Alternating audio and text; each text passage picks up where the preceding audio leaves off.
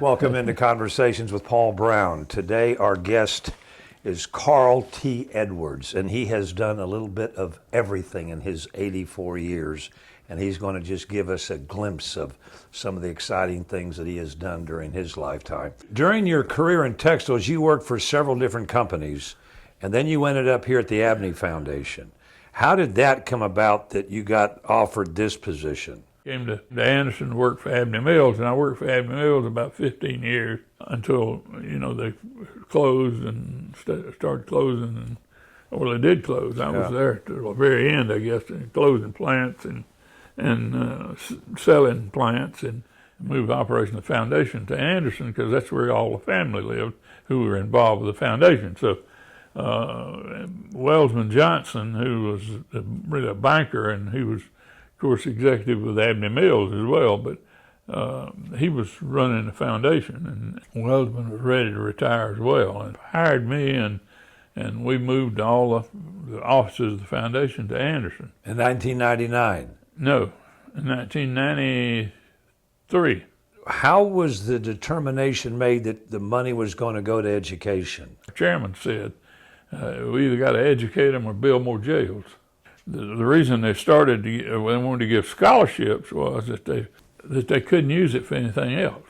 But we found out in 1993 that wasn't necessarily the case.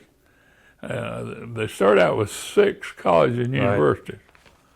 All in South Carolina? All in South Carolina. And that was Furman, Wofford, which is where Mr. John Pope Abney graduated, and Converse, where Miss Susie Matthews Abney, who started the foundation, that's where she attended and graduated. Furman, Clemson, and Citadel. Because you've got how many total now? 14 different colleges and universities now. And in South Carolina? Yes. It's been a wonderful program. All of our scholarship money is endowed, which means that the schools can't actually they're not supposed to use the money, the principal. Right. They're supposed to use the earnings off the principal. And of course, that's the one reason that they wanted to have an effect. So that's the reason, you wanted to do endowments. So that's the reason they chose just 6 colleges, because you can't, with all the colleges and universities we got, if you just spread it out, you wouldn't really you wouldn't do very much. And when I started with the foundation, the assets of the foundation was about $28 million. In 1993? Yeah. All right, and that has grown to what? 48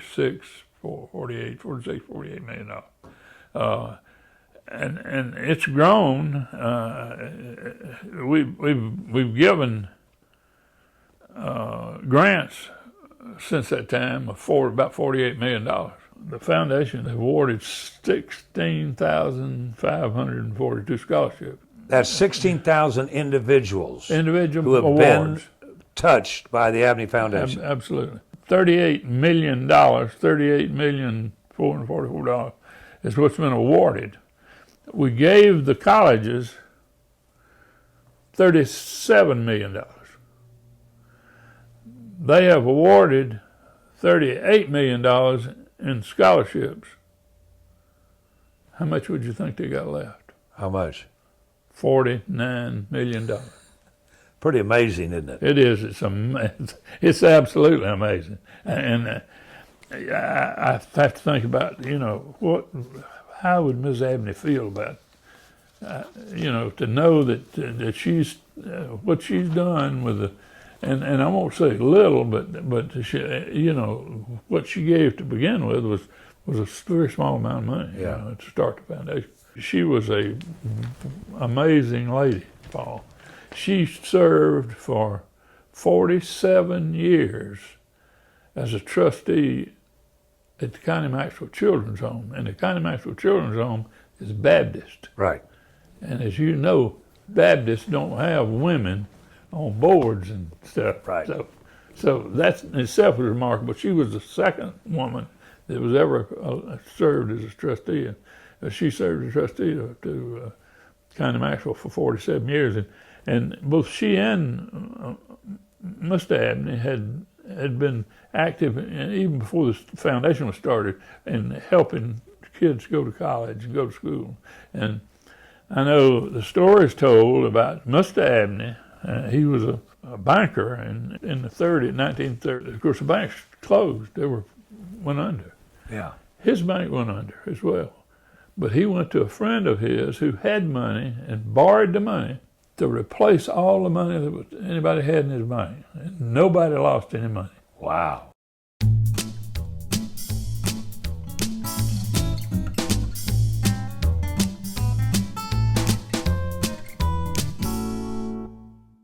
One time I asked Walford, who they had a lot of that. They have one of our largest.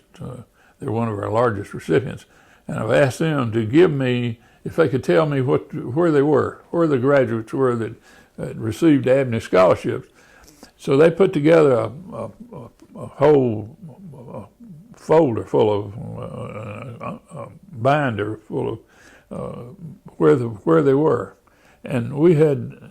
Paul, we had doctors and lawyers and teachers and judges and government people and people that who were in business and anything you could think of. We had recipients. Had kids that had graduated. We only asked schools to do two things: is to give priority to South Carolina students, and second, that these kids demonstrate a financial need. Not just say, I need the money to go to school, but they have to demonstrate that there's a need there.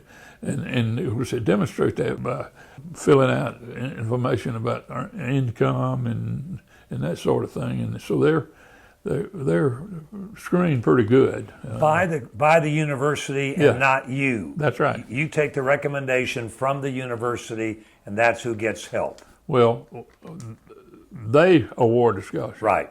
We don't have anything to do with awarding the scholarship.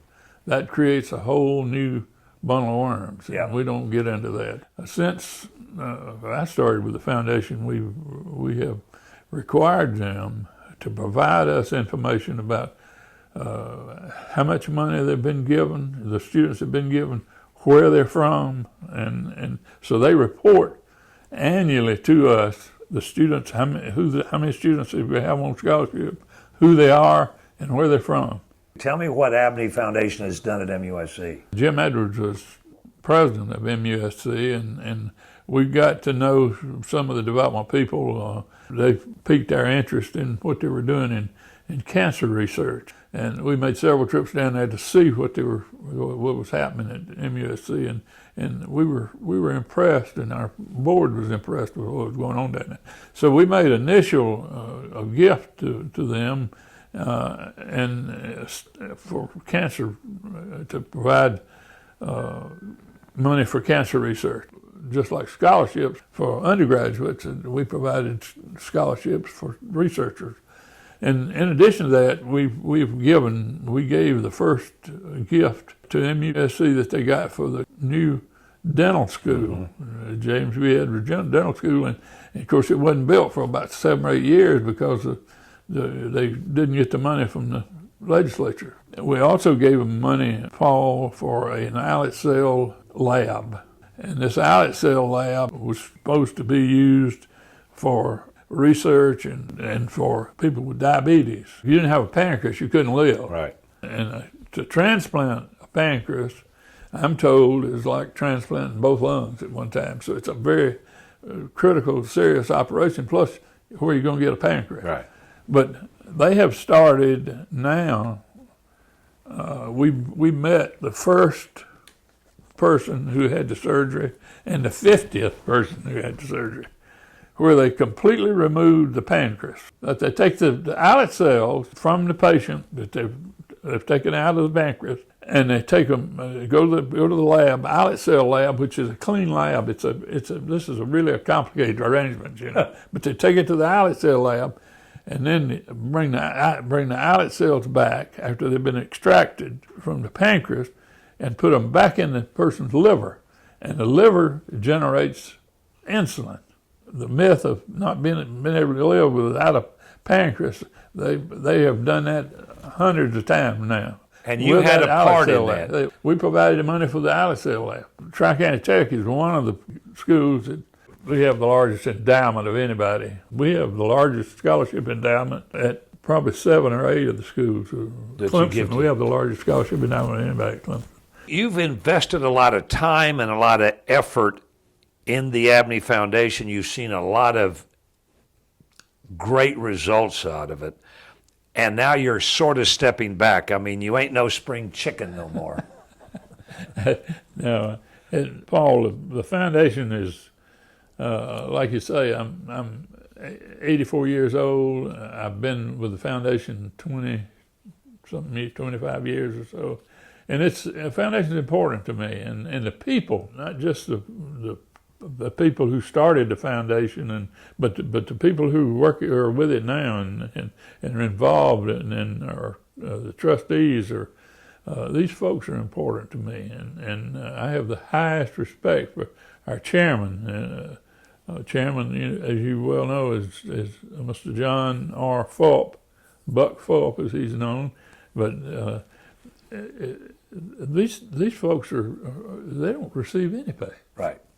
They're the way the foundation was set up by Miss Susie was that the descendants wouldn't receive anything, and so they do what they do for nothing, and it's a major, it takes us a lot of time, and I've often thought that it would have been better if there had been some stipulation or some way that they could be paid.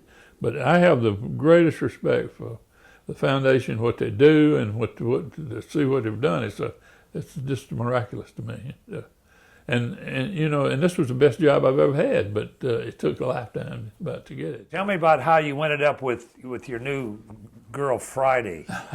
Well, when Dr. Todd Voss, when he came to Southern Wesleyan University, David King and I, David was executive director of the foundation at that time, and we had lunch with him. And Todd said one of his primary first things he had to do was try to find a director of development for the university. And I immediately thought of Dr. Lisa McWhorter, and I told him, I said, I know somebody, if you could get her, she would be wonderful. And Lisa was at the time working for job service or one of those agencies, and so Lisa talked to Todd, and she went to work with Southern Wesleyan and was there for 5 years. Mm-hmm. During that time, David had decided that he had other interests, and he'd been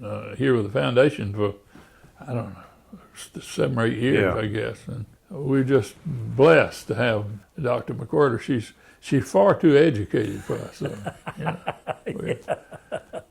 What's going to happen over the next couple of years with you? You're always going to have this as your office. We talk about it about every year. I tell them, it's time for me to go.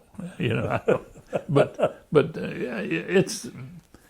The situation with me is that it's not a tremendous cost to the foundation to have me here, right? Because the situation that I have for the retirement is that I either get to retirement or get a small salary from the foundation, and so the only difference as far as the foundation is concerned are the fringe benefits that I get, and and every year I ask Lisa and it's Buck, if what you want me to do. You tell me what you want me to do, and I said, well, do what you want to do. Do if you want to. We'd be happy for you to stay if you want to stay, or do what you want to do. And at 84, I really need to be gone. But what would you do? You don't play golf. Well, I'm still active, and I got more real estate listed than I've ever had, Paul. Okay. Your time here has been the most satisfying of your entire career. Oh, no question about it. No question about it. I mean, the difference is having a job that you're happy, you're glad to go to. If you could just visit with some of these young people and hear them, let them tell you how important this scholarship is to them. That, you know, and hear them tell you that they couldn't be in school if it were not for the money that they receive from the foundation. In most cases, no, they're not full scholarships, but still, what they get, I can tell you this: if you get $1,000, $1,500, $2,000, you know, a year or semester, that money is important. When I was in school, every dollar was important, and the time I've been with the Abney Foundation has been most rewarding. Good note to end on. Our guest on this week's conversation with Paul Brown has been Carl Edwards with the Abney Foundation. We want to thank him for his time, and we invite all of you to be back with us next week, same time, for our next edition of Conversations with Paul Brown. Until then, take care, everybody.